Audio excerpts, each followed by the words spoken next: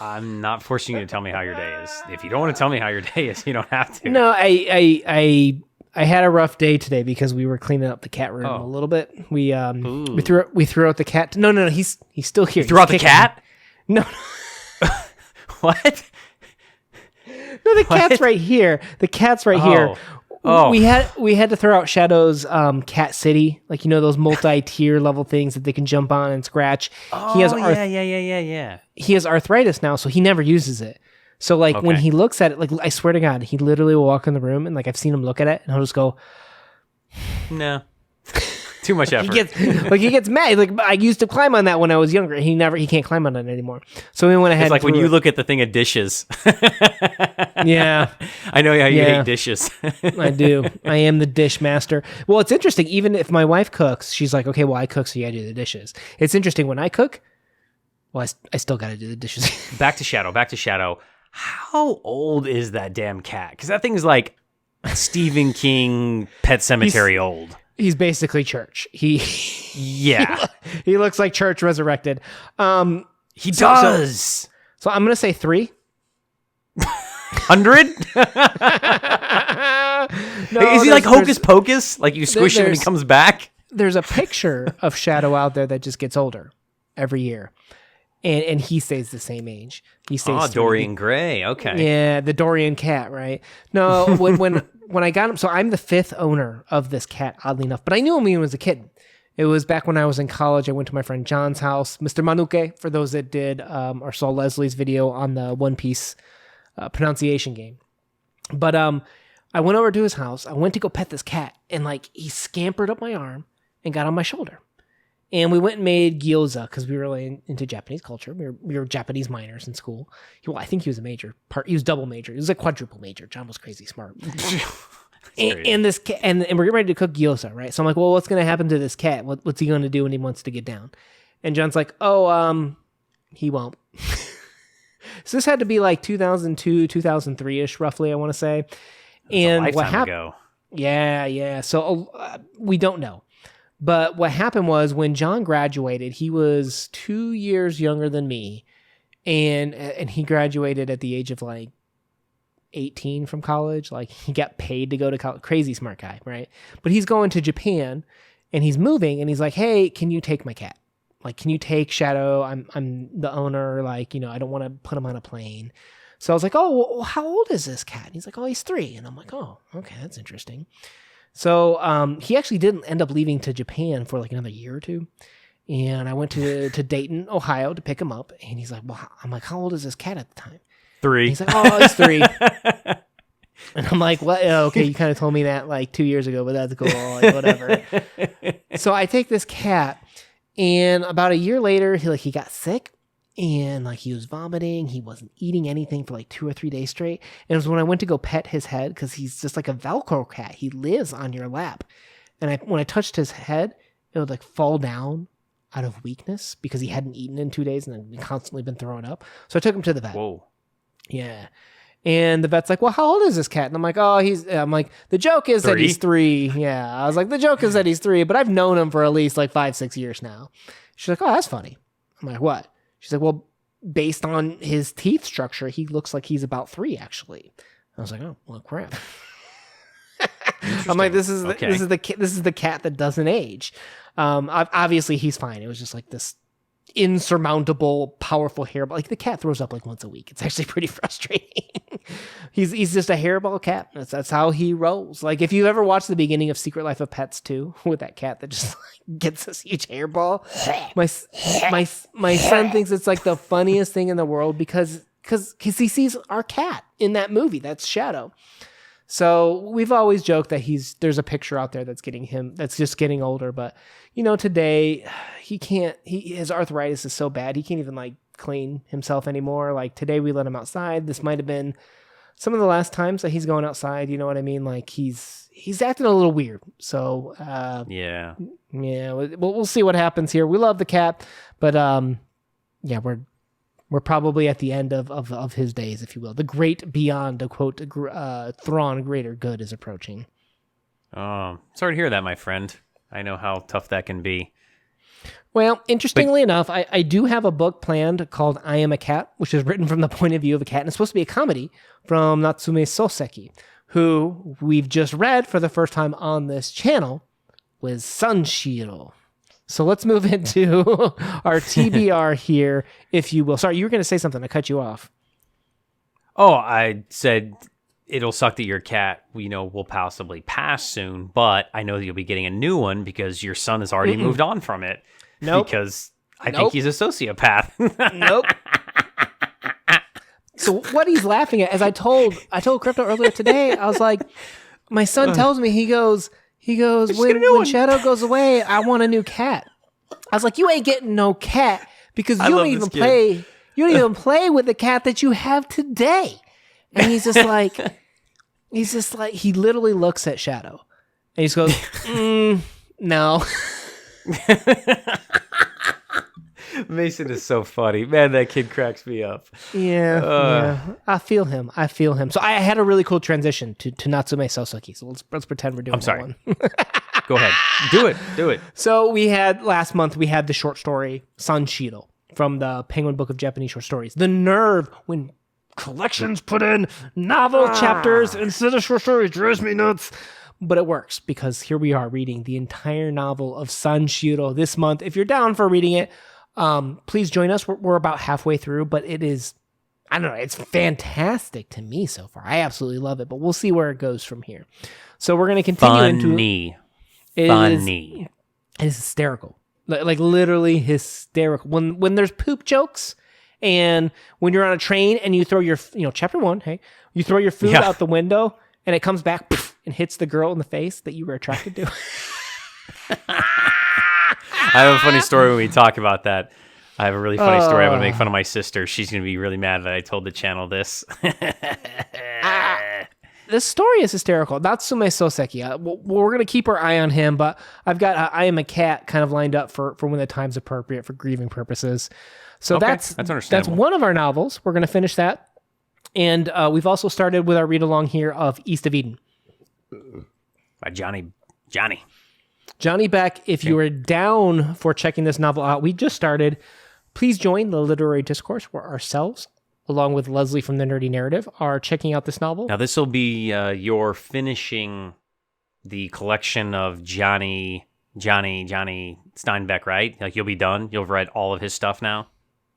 No, there are a ton of novellas. He's got like this collection of novellas that he's published. And I do want to get them on this channel because everything we've read by him has been pretty top-notch. The Pearl we didn't do on this channel, but I've read, and that's been the weakest effort from him, in my opinion. But it's still pretty enjoyable, I would say, but definitely had some weaknesses. Now, this is supposed to be his magnum opus, so I'm really excited to continue this journey. Me too, yeah. I have it sitting literally right here. Now, for comics and manga this month, we're wrapping up a 3-month journey here, it feels like. Not in a negative way. On the Blackest Night run here, we started all the way from Rebirth of Green Lantern and moved up to Blackest Night, which is allegedly some of the best DC literature available, right? Ever. Jeff Johns, I would agree Jeff Johns is probably, in my opinion, my favorite DC writer that I've experienced. I love his Flash run, too. Really, really good. So we were on the final vestiges of exploring this. I just need to read Blackest Night issues 0 through 8 or whatever, and then I think we're done. Yeah, well, we did all the context in the Orange Agent, and we did all the different lanterns. So we've been reading this for a while now. But it's been fun. I'm about halfway through.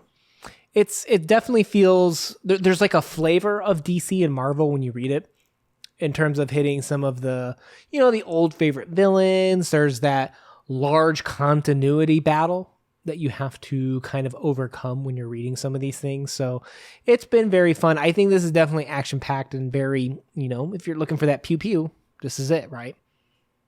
I like this because of how gritty it is, and I think that's one of the reasons that John's is so popular, is that his feels more realistic in the venue of comics and superheroes than a lot of other comic book writers, and I think that's what draws me to kind of DC more, is this is Superman-esque, but it feels more like in the venue of Batman to me, where it is more realistic. I've really enjoyed the little bit I've read. This is a very sweeping statement, but in my experience reading some of John's, what did he's done? He's done the Teen Titans. I've done the Flash with him. I would say he excels, again, broad statement, but he excels at character writing. I think his grasp of these characters is second to none, right? Like, even for Marvel, I think there are great writers out there, great character work in Marvel too. But I think you can shine a light on Jeff Johns as some of the greatest character work writers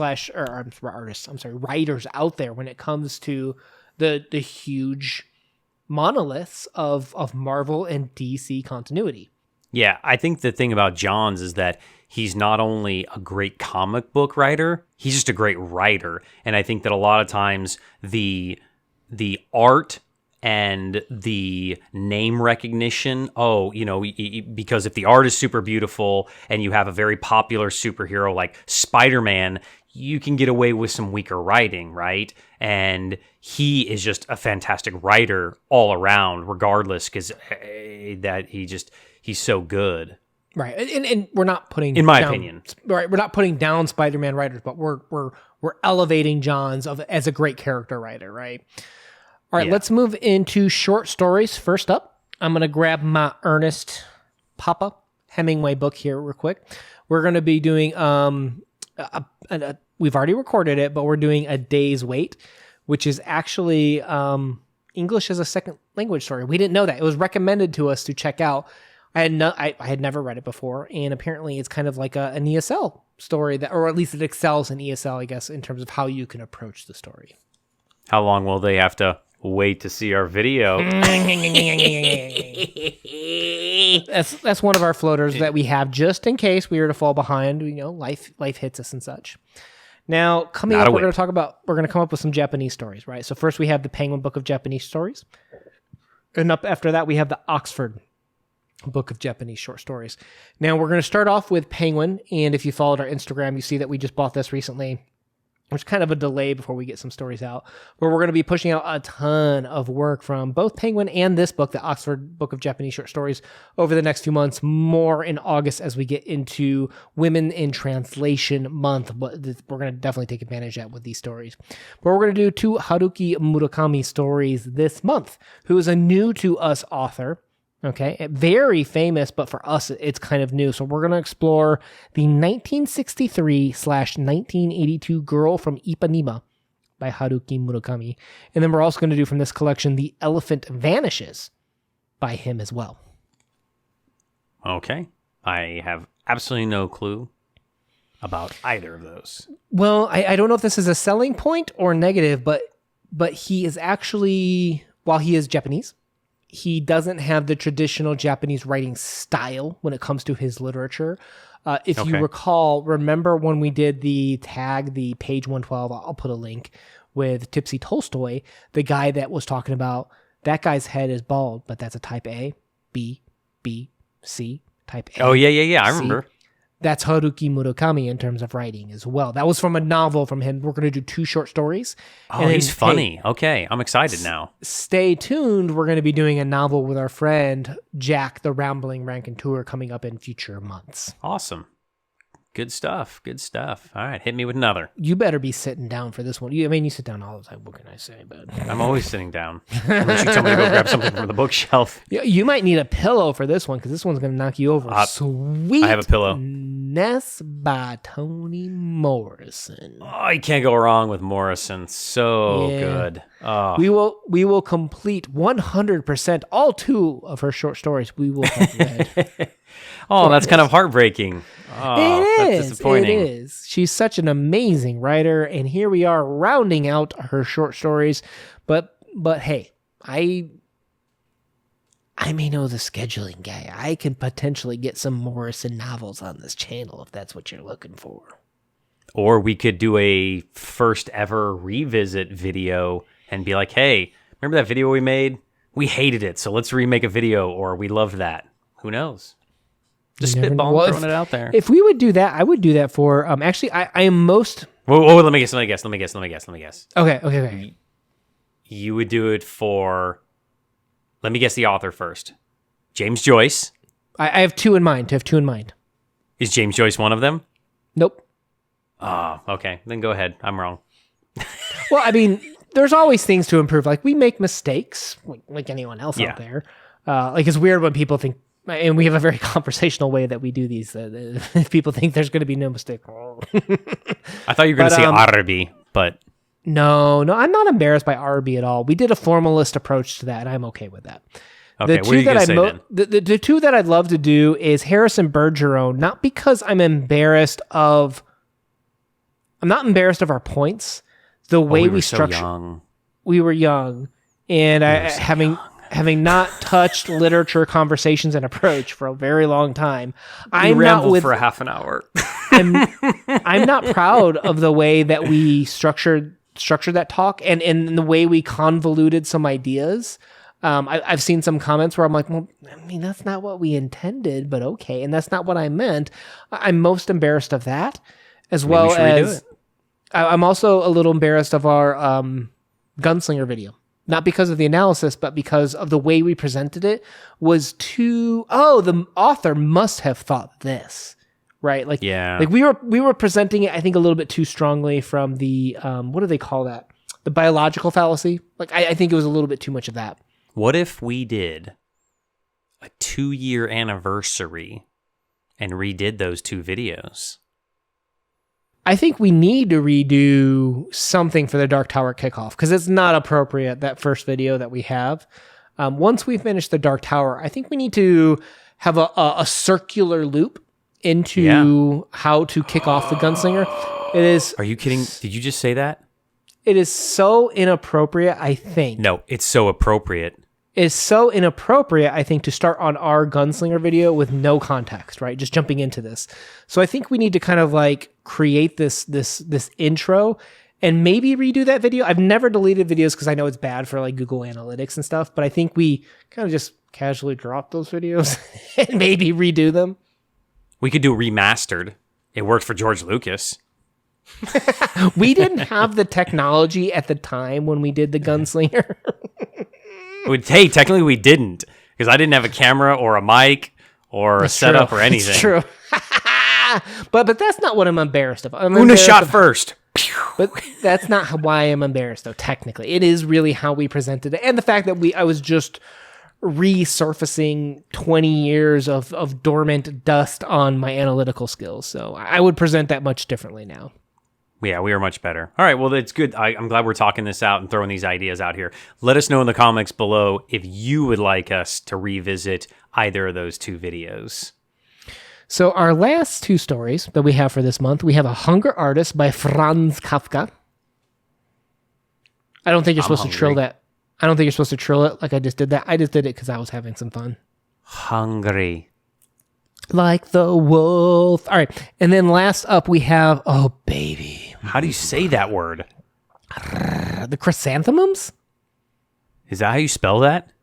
Yeah. You've never seen chrysanthemums before? Dude, flowers. I'm teasing you. You're the flower guy. Of course I've seen it. Ooh, baby.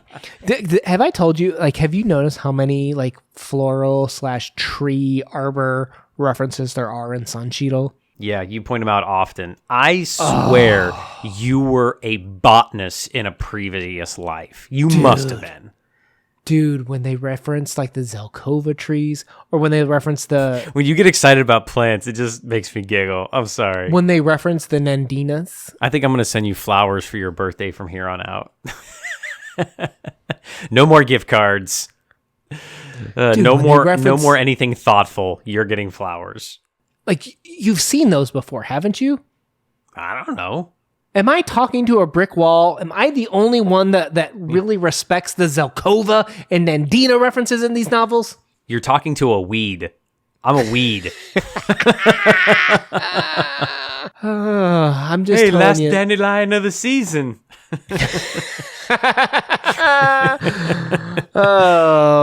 I'm telling you, if I could create a list of what we ought to read it would include basically books that make some type of botany or plant reference in every chapter. Like it has to include. Wait. I gotta stop you. Please, audience, help me now. Exclusive announcement. We have started a Patreon. There are going to be 2 tiers. There's going to be a tier where you're going to get exclusive access to our schedule, our Discord, and you don't have to feel so bad about skipping the ads in our videos. Then there'll be another tier where you will be put into basically a drawing to be able to pick one of the short stories that will have nothing to do with flowers or botany. And we will read, so we'll help you out with the stories that you want to see on our channel. So announcing now, we were going to officially have a Patreon. We'll leave a link down in the description below where you can join if you wish to help support the channel. So with that no flowers. said, dude, one of my lights just went out. Did you see that? How long has that been out for? Have I done this whole video with one light on? With one headlight. I tried singing that to my wife one time, and she had no clue. Again, I have no musical talent whatsoever. I'm like, one headlight. She's like, who's that? I'm like, I don't know. You're supposed to be the music person. And I was like, it's like Bob Dylan's kid or something. She's like, who? And I'm like, Watch this. With technology and the mobile app in my hands, let there be light. Just turned it. Did it work? It didn't work, did it? No, of course it did. Come on, I am the master of my domain and Castellet. Yeah, not so much. Mrs. Una has something to say about that, and Mason. Oh my. Guys, if you are down for conversational approaches to literature, like he said, we've got that Patreon, Ko-Fi, one-time donation links down below. Hit that subscribe button to join us on the journey. We post videos every Monday and Thursday. Una out. Peace.